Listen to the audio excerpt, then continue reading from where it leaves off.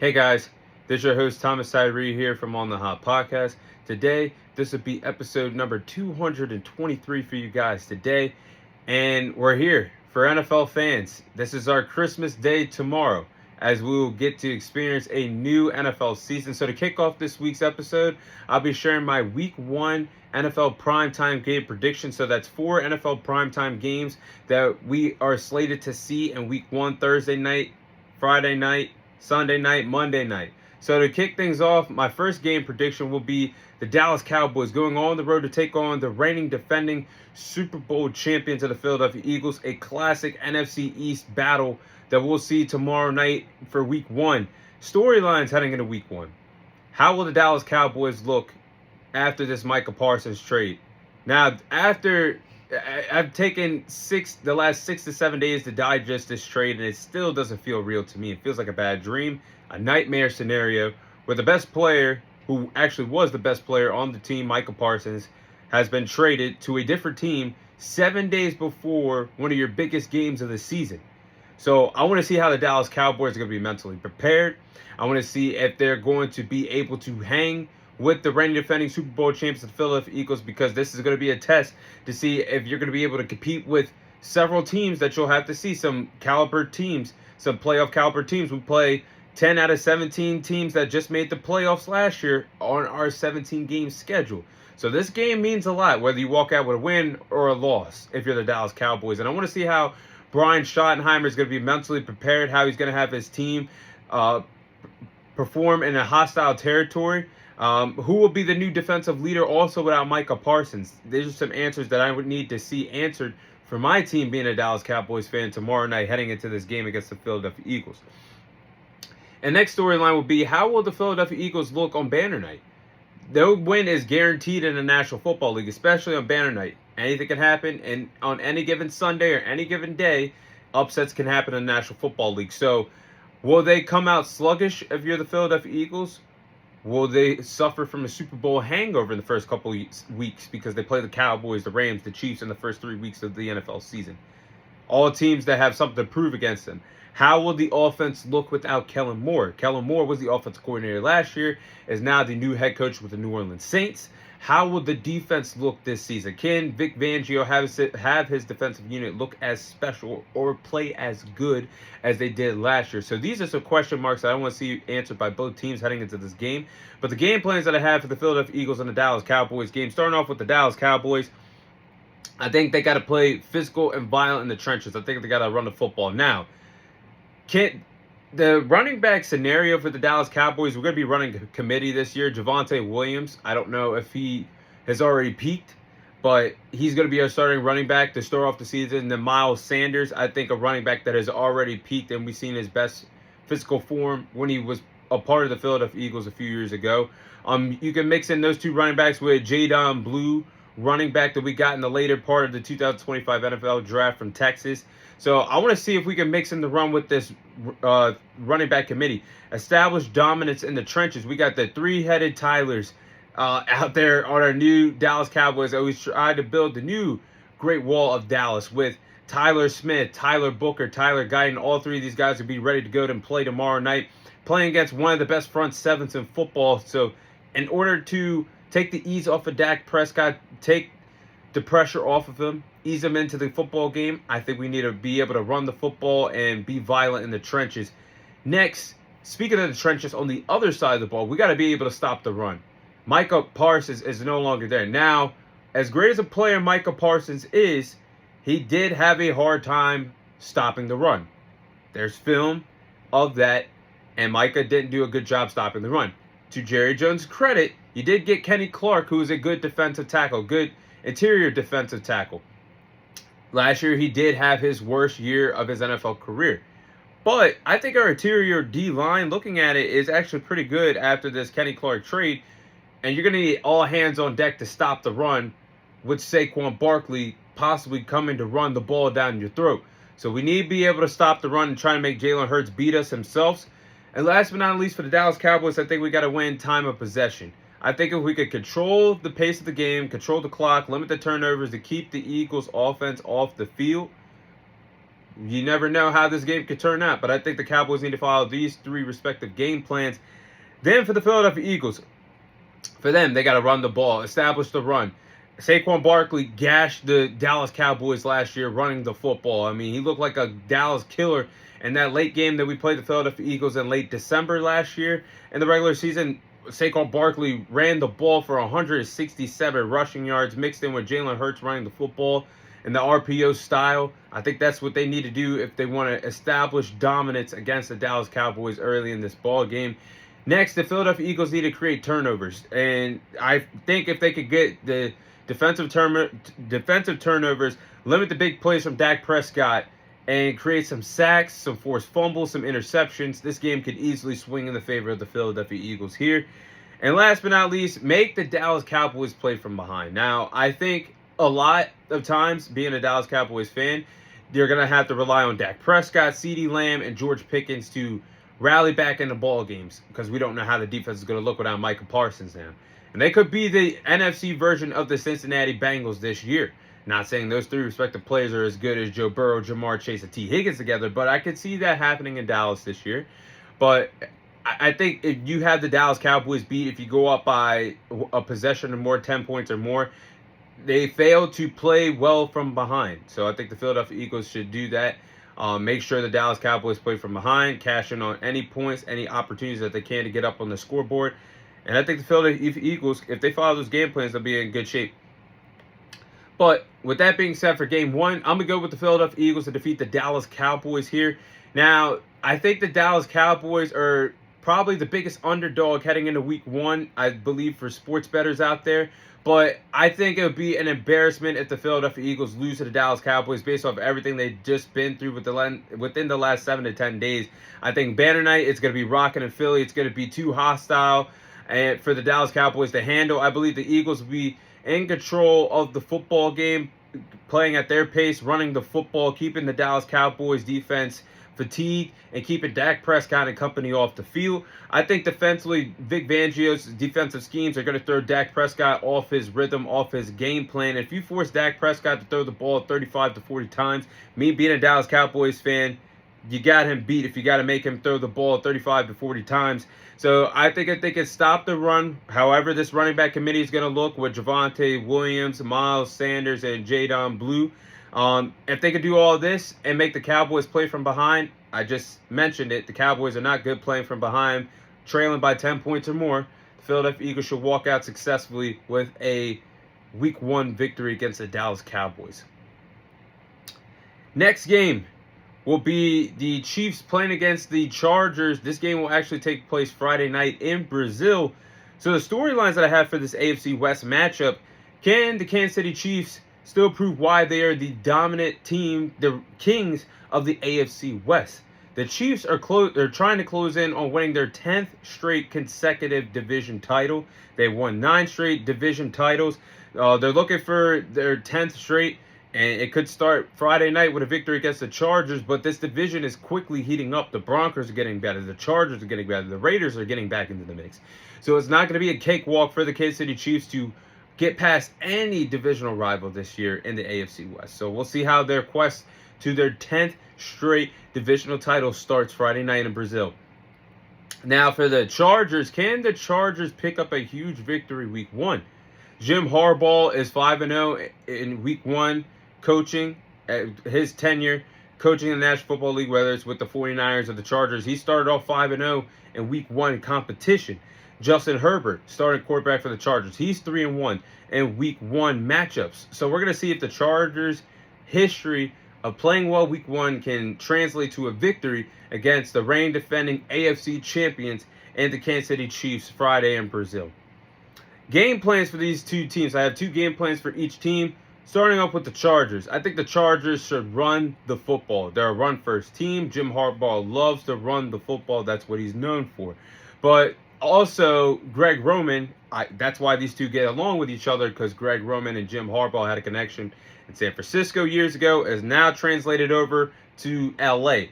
So Greg Roman and Jim Harbaugh love to run the football. They averaged 107 rushing yards per game last year on offense. They drafted Hampton, running back from North Carolina, and they brought in Najee Harris Najee Harris, former running back for the Pittsburgh Steelers, they're in free agency. Both will play in week 1 against the Kansas City Chiefs. So we can see a continuity back and forth of a 1-2 punch between Hampton and Harris throughout the duration of the NFL season.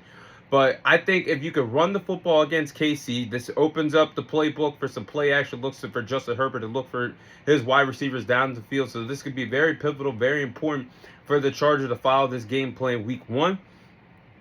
And I think the offensive line needs to protect Justin Herbert from getting sacked. If they could do that, those two game plans, they possibly could walk out of Brazil with a victory Friday night.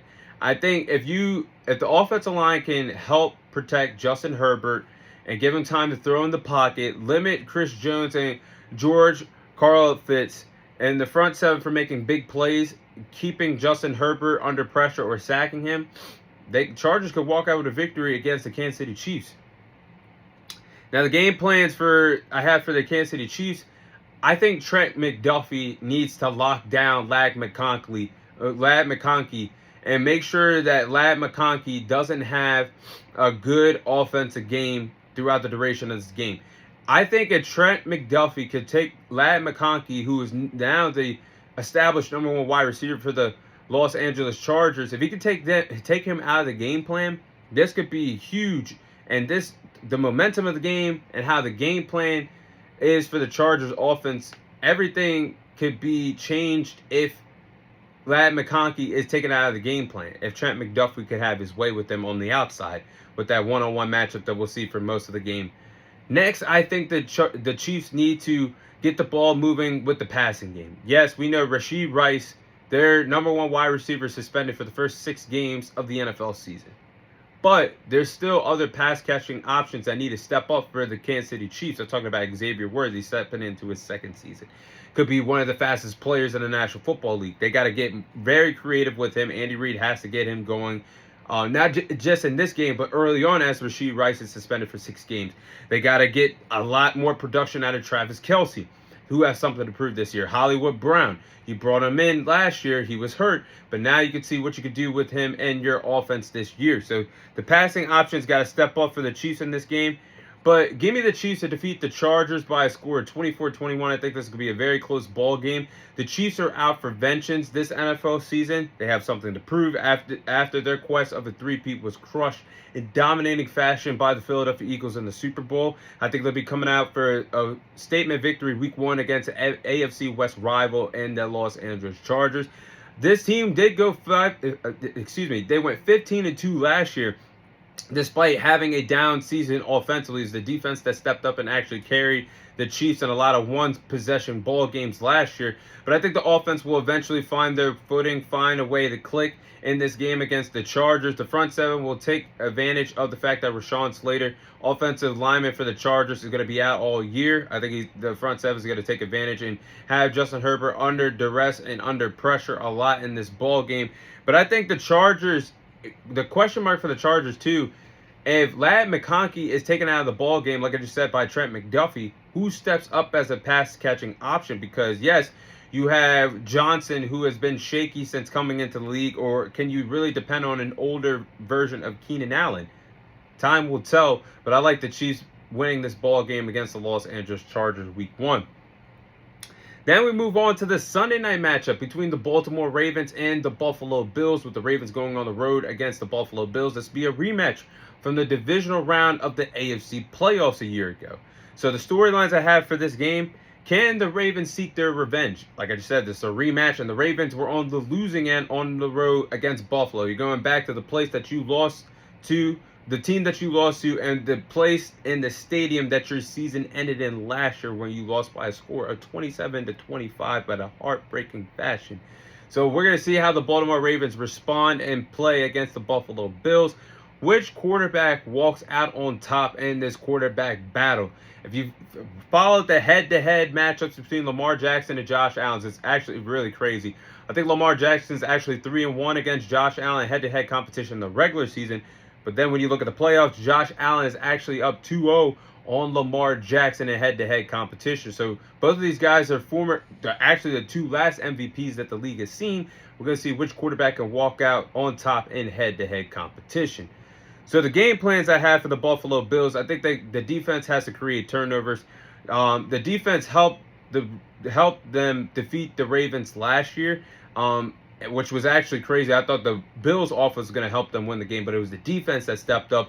And they got 3 turnovers off the Ravens, costly turnovers that could have translated into some points for the Ravens. And if these turnovers didn't happen, they possibly could have defeated the Buffalo Bills in this divisional round. But they picked off Lamar Jackson. They had a forced fumble against Lamar Jackson and Mark Andrews, piling up 3 total turnovers.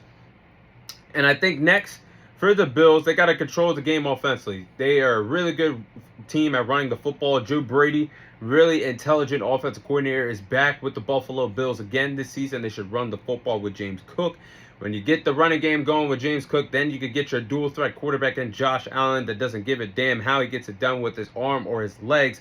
That's when the Buffalo Bills play their best brand of football, being physical in the trenches with their offensive line and asserting their dominance running the football. But I think Joe Brady should be well prepared to control the pace of the clock, chew up the clock to keep the Baltimore Ravens offense on the sidelines to avoid Lamar Jackson cashing in points every single time he touches the football field.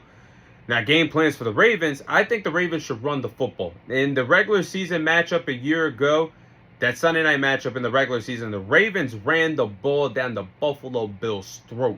And Derrick Henry had a total of 199 rushing yards, 271 rushing yards as a team in that regular season game against the Buffalo Bills, where the Ravens blew out the Bills.